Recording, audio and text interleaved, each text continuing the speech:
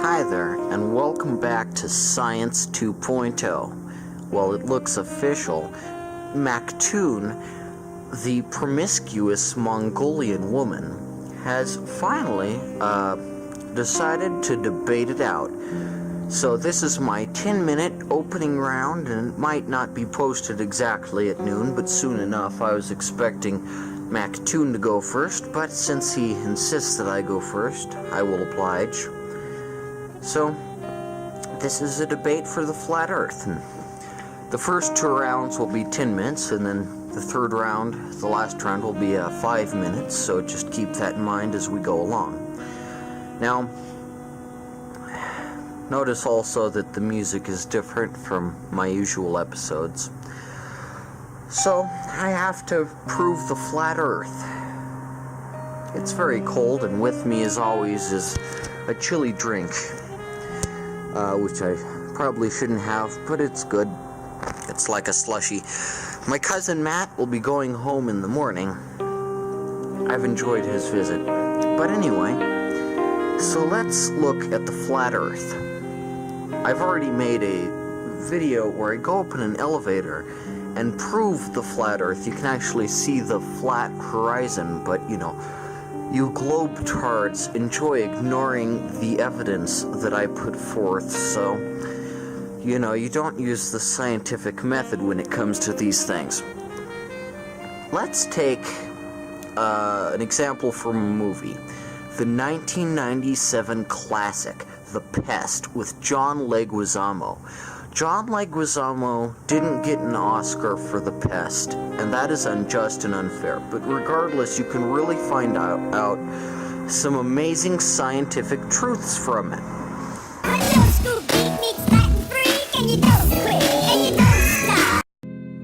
For instance, in the opening scene, when John Leguizamo does the Voodoo Mambo Chili Congo in the shower, you'll notice that the water at the bottom of the shower where he's stomping around finds its level.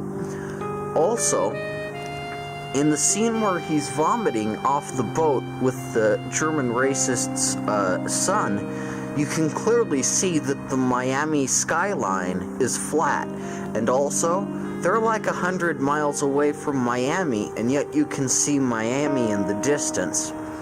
Also, and perhaps finally, in the scene where they're testing him, they spin him around in centrifugal force, and you can see that he's pressed to the side of whatever, and then he vomits.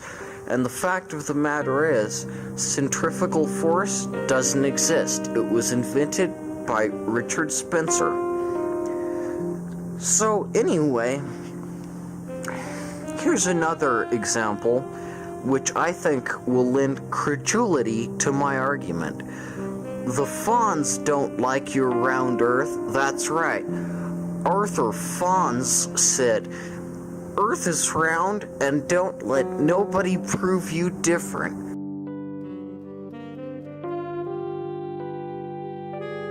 And you know that if the Fawns says it, it's gotta be true, 'cause he's the Fawns, Arthur Fonzarelli.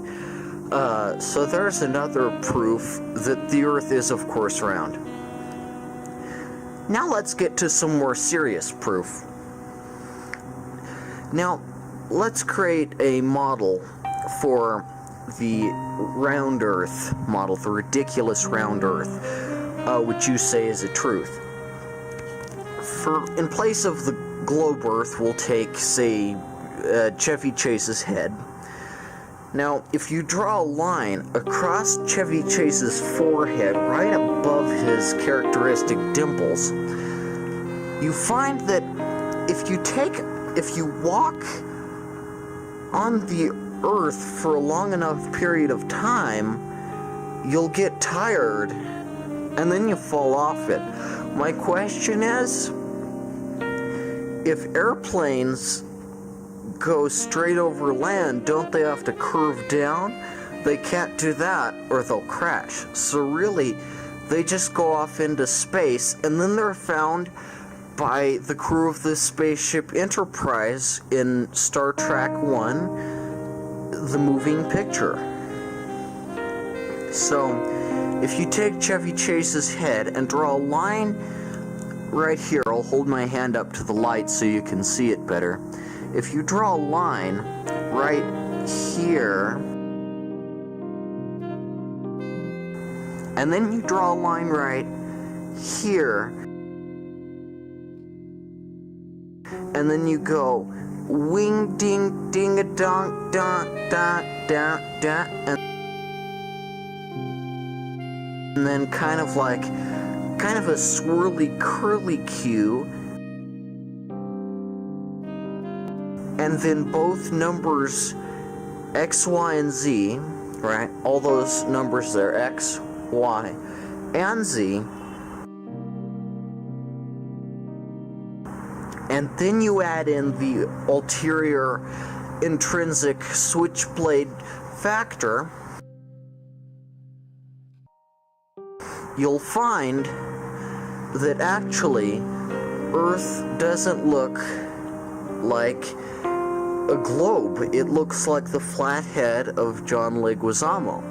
And in this case, the eyes are Europe,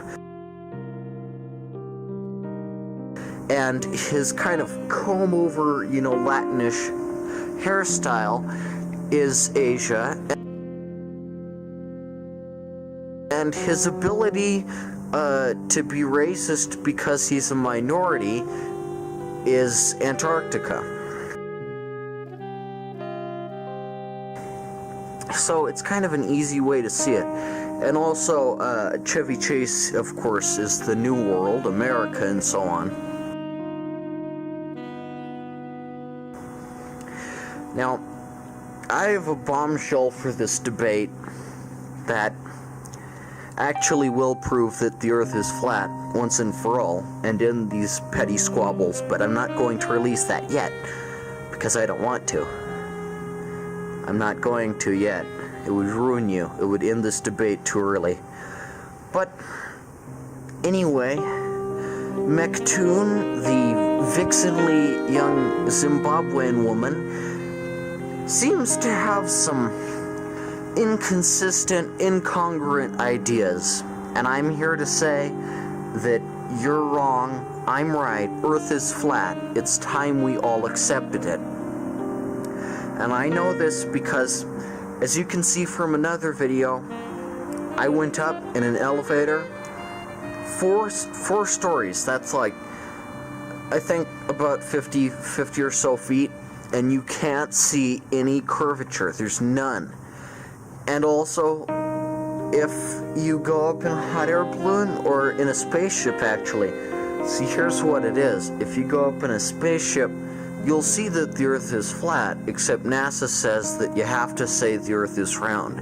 It's all an epic lie created by the world's governments, the World Bank, penicillin, and John Leguizamo. So, if you haven't seen 1997's The Pest, I suggest you do. I also suggest you take a look at how the Fonz is into flat Earth, and since the Fonz can't be wrong, you know it's gotta be the Fonz, Arthur Fonz O'Reilly. So he believes in this, he shares my opinion. But also, just think about it. Think about how ridiculous it would be if we were on a globe.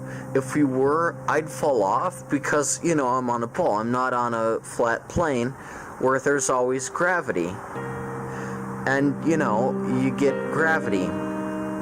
So anyway, that light up there is just, you can see it bounces off the flat world. And the world is flat. And up there, there's the stars, but they're actually movie studios like MGM and Warner Brothers. That's actually what stars are. But yeah, so Earth is flat, and I think I've proven my point pretty well. We'll see what you have to say. I would like to make one thing clear. This channel is not satirical. It is not a joke. I am a Tallahassee conservative son of a gun, and I believe everything that President Trump says, and he thinks the earth is flat, so I'm with him, and I can guarantee you this forever. Everything I say is a lie, and that's the truth. And Arthur Fonzarelli said that, and you can't disagree with the Fonz. So, I'll take us out with the immortal words of Sean Cowles.